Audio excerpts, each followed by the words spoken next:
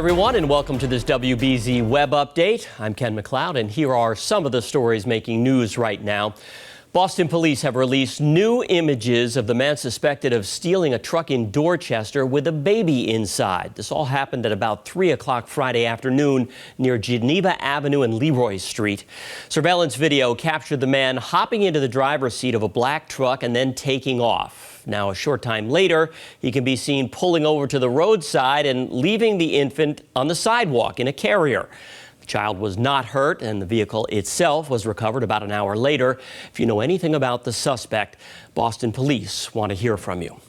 Boston police are also on the lookout for a North End business owner who allegedly opened fire on a man outside Modern Pastry on Wednesday night. 54-year-old Patrick Mendoza is wanted in connection with the shooting. He's facing several charges, including assault with a dangerous weapon. Surveillance video shows the suspect riding up on a bicycle before stopping and opening fire on another man as he was standing outside. Now, according to court documents, the intended victim says he's known Mendoza for decades, and there's an ongoing feud between the two. Mendoza is considered armed and dangerous. If you know where he is, you should call 911. A New Hampshire man is in custody tonight, accused of killing another man in the parking lot of a Walmart in Somersworth. Police say 52-year-old Brian Roberge attacked 79-year-old Jan Van Tassel. When first responders arrived, they found Van Tassel unresponsive with head and face injuries. He was pronounced dead at the scene. Roberge is charged with second-degree murder and will appear in Stratford County Superior Court on Monday.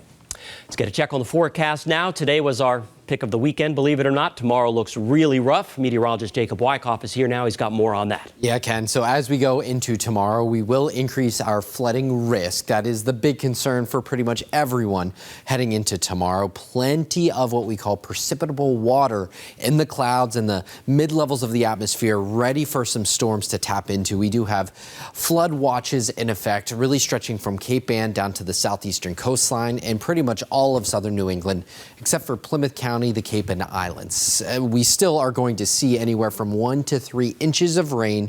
Some places will see an isolated 4+ inch total, and the ground is already saturated. It's very, very wet. It doesn't take much to cause issues, so we likely will be seeing some of those issues popping up heading into tomorrow. As early as, let's say, 6, 7 in the morning, we'll start to see some of these rumbles of thunder, some downpours moving on through. Where we pick up some of those thunder storms, that's where we could see some of those higher totals. We're also watching the line move through during the later morning into the afternoon for the potential of not only some strong to severe storms, but the potential of some rotation too, maybe some tornadoes potentially in this area.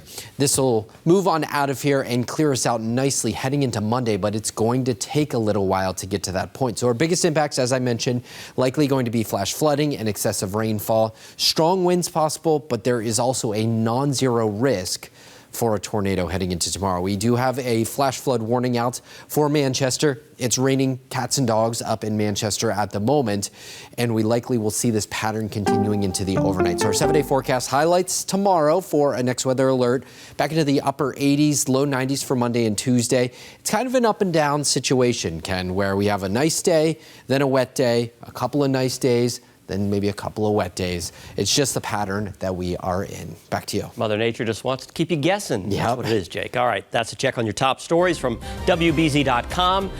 We will see you next time. Hope you have a great night.